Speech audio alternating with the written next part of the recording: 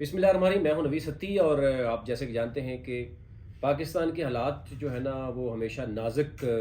جو ہے نا موڑ سے گزر رہے ہوتے ہیں، تو آج بھی جو ہے وہ نازک صورتحال ہے وہ آپ تک رکھتے ہیں۔ بہت سی چیزیں ہیں، کچھ چند چیزوں پہ ہم ڈیٹیل میں گفتگو کریں گے۔ سب سے اہم جو ہے وہ جناب پہلا ہے کہ آزاد کشمیر، آپ کو پتہ ہے کہ وہاں پر معاملات چل رہے ہیں۔ عوامی ایکشن کمیٹی اور مسلم کانفرنس، عوامی ایکشن کمیٹی احتجاج کر رہی ہے کہ ان کے رائٹس، عوامی رائٹس کے لیے احتجاج کر رہی ہے۔ مسلم کانفرنس امن مارچ کر رہی ہے اور اس درمیان تصادم ہوتا ہے اور 15 سے زائد افراد زخمی ہوتے ہیں۔ D G S P R کی پریس کانفرنس بھی ہوتی ہے، وہ اس تمام تر موضوع کے بارے میں کیا کہتے ہیں اس پہ بات کریں گے۔ اس کے ساتھ ساتھ جناب سپریم کورٹ نے جو جسٹس طارق جنگیری ہیں ان کو بحال کر دیا، اور جسٹس ڈوگر کا فیصلہ اب کہنے والے لکھنے والے کہتے ہیں جناب کوڑے کے جناب اس میں ڈال دیا گیا جناب۔ اچھا جی، اس کے ساتھ ساتھ ویسے فارم 47 کی تو اتنی زیادہ تشہیر ہو چکی ہے، اب کہا جا رہا ہے کہ جو پاکستانی کرکٹ ٹیم کا کیپٹن تھا وہ بھی فارم 47 پہ تھا، کہ نہ اس کی بالنگ نہ بیٹنگ نہ مطلب کیا تھا وہ صورتحال آپ کے سامنے۔ دوسرا کہ جناب شمع جنیجو جو کہ پی ایم کی ایڈوائزر تھی اور وہ یو این تک پہنچ گئی، پروٹوکول کے ساتھ لندن سے وہ امریکہ پہنچ گئیں، اور اس کے بعد خواجہ آصف جو کہ ڈیفنس منسٹر ہیں ان کے ساتھ بھی ان کی تصاویر ہیں، نواز شریف کے ساتھ تصاویر ہیں، شہباز شریف کے ساتھ تصویریں ہیں، نون لیگ کی آلموسٹ تمام قیادت کے ساتھ۔ تو اس کے بعد یہ پتہ چلتا ہے کہ جناب ان کو تو کسی نے انوائٹ ہی نہیں کیا ان کا، لیکن آپ دیکھیں گے جو کارڈ ہے ان کا انویٹیشن ہے اس کا، ان کے ساتھ فلائی کرنا لندن سے امریکہ اور پھر وہاں پر سیٹ پہ جا کے بیٹھنا، آپ اسی سے اندازہ کر سکتے ہیں کہ اب وہ بھی لوگ بات کریں گے فارم 47 پہ سب کچھ ہو رہا ہے پھر، کہ کرکٹ ٹیم سے لے کے پی ایم کا ایڈوائزر جناب اور باقی تو معاملات پہلے ہی چلتے رہے کہ اس قدر جو ہے وہ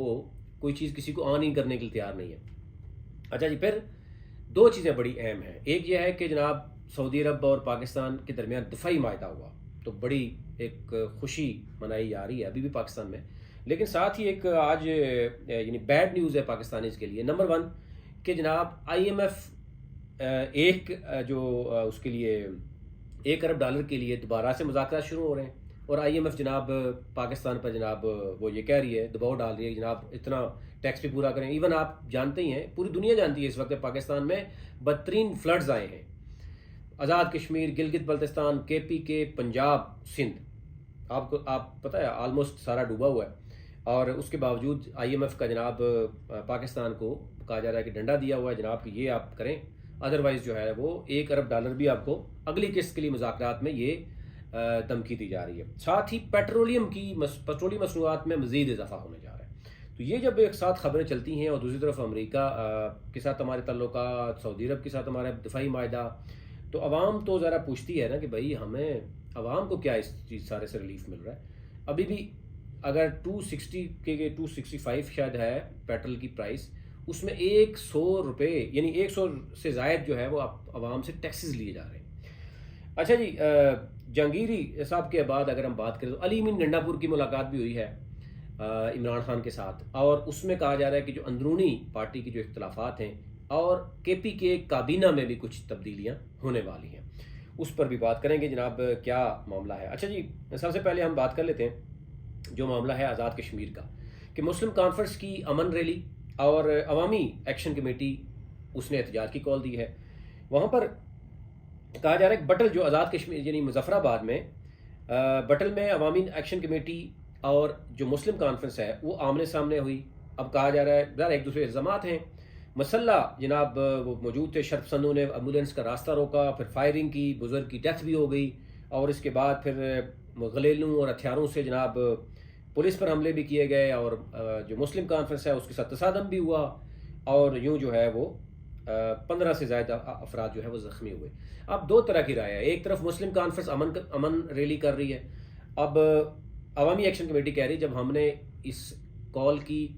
احتجاج کی ہڑتال کی یا جو کال دی ہے وہ تقریباً 1 ماہ پہلے کی دی ہے، اور اسی دن آ کے مسلم کانفرنس کا امن مارچ کا قائم کرنا ہمارے خلاف یعنی مظفر آباد میں، اس کا مطلب یہ ہے کہ وہ خود تصادم چاہتے تھے، جبکہ مسلم کانفرنس کا یہ کہنا ہے یعنی آزاد کشمیر کی ریاست یا آئی ایس پی آر جو میں دیکھوں گا، وہ جو آئی ایس پی آر کی طرف سے ایک اس پہ نا باقاعدہ طور پر جو ہے وہ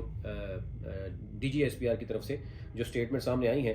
انہوں نے کہا جی عوامی ایکشن کمیٹی کی توڑ پھوڑ کی سیاست پر D G S P R کے جو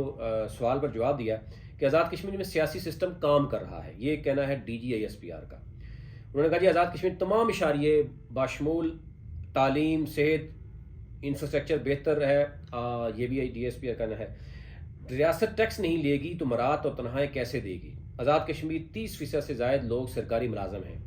احتجاج حق ہے لیکن انتشار سے ریاست کو نقصان ہوتا ہے۔ پاکستان کا خواب دیکھنے والوں کا تعلق بھی کشمیر سے تھا۔ مسلح افواج میں متعدد افسران اور جوان کشمیری ہیں، کشمیر کا مستقبل کشمیر بنے گا۔ لیفٹیننٹ جنرل احمد شریف چودھری صاحب کا یہ یعنی بیان ہے خصوصی طور پر عوامی ایکشن کمیٹی کے احتجاج کے حوالے سے۔ اب اس پر ابھی تک یعنی سیاسی جماعتوں کی طرف سے کوئی چیز سامنے نہیں آئی۔ آپ کو پتہ ہی ہے اس وقت آزاد کشمیر میں جو سیاسی پارٹیاں ہیں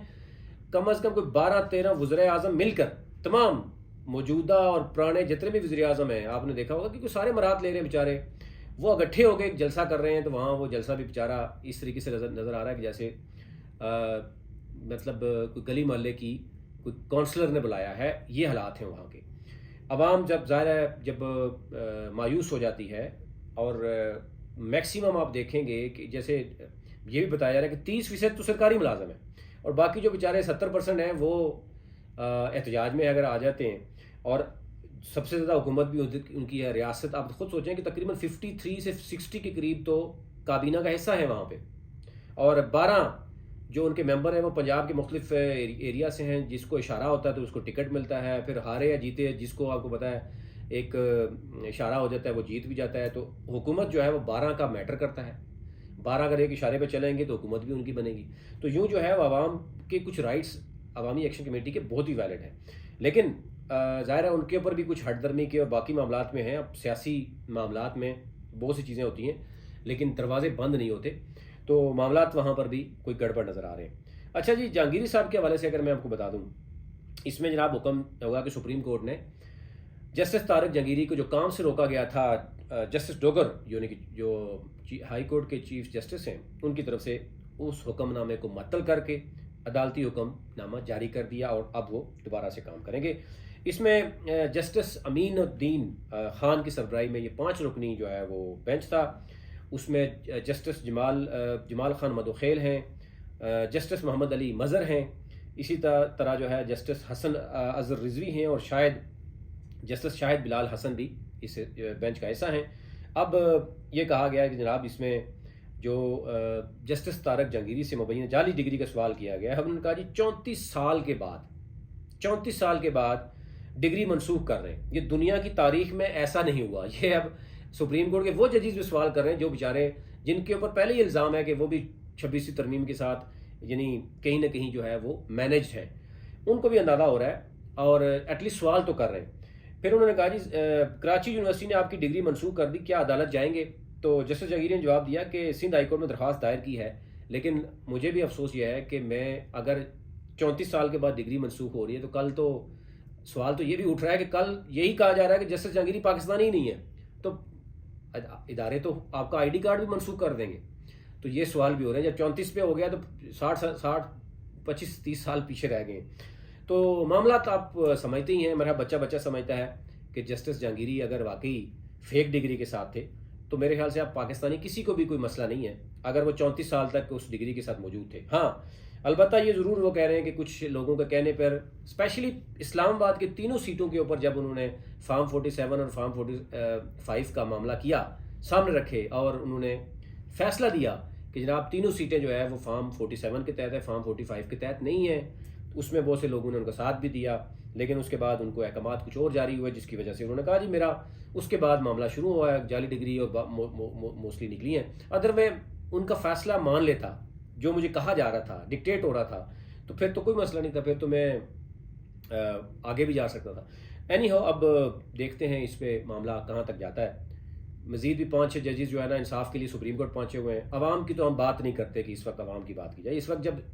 اسلام آباد ہائی کورٹ کے ججز انصاف مانگ رہے ہیں، سپریم کورٹ کے ججز انصاف مانگ رہے ہیں، تو پھر ہم اس وقت عوام کی انصاف کی بات کریں تو عجیب ہی لگے گا۔ اچھا جی، عمران خان سے علی من گنڈا پور کی 2 گھنٹے کی ملاقات ہوئی ہے، اس میں کہا گیا ہے کہ قبائلی جرگوں کے حوالے سے بات ہوئی۔ آپ کو پتہ ہے کہ کے پی کے میں ایک تو یہ ہے کہ جو دہشت گردی کے معاملات ہیں وہ تیزی اختیار کر رہے ہیں، ڈرون حملے ہو رہے ہیں، بچوں کی شہادتیں ہو رہی ہیں، مختلف آپ کو پتا ہے کہ امن جرگے سامنے آ رہے ہیں. ابھی ریسنٹلی بھی جو آپ کو سب پتا ہے کہ کچھ ہوا ہے، انہوں نے کہا جی کہ افغانستان کے ساتھ جو ہے وہ رابطہ کیا جائے، مذاکرات کیے جائیں. ساتھ ہی جو پارٹی کے اندر تحریک انصاف کی بات کی کہ جو پارٹی کے اندر ایسے موجود ہیں لوگ جو انتشار یا جو گروپنگ کر رہے ہیں، ان کو بھی جناب وارننگ لیٹر جاری کیے جائیں، ان کو بتایا جائے، پھر پارٹی سے نکال دیا جائے. اور کہا جا رہا ہے کہ کابینہ میں بھی کچھ خان صاحب نے لوگوں کو چینج کرنے کی بات کی ہے. اسی طرح انہوں نے کہا جی کہ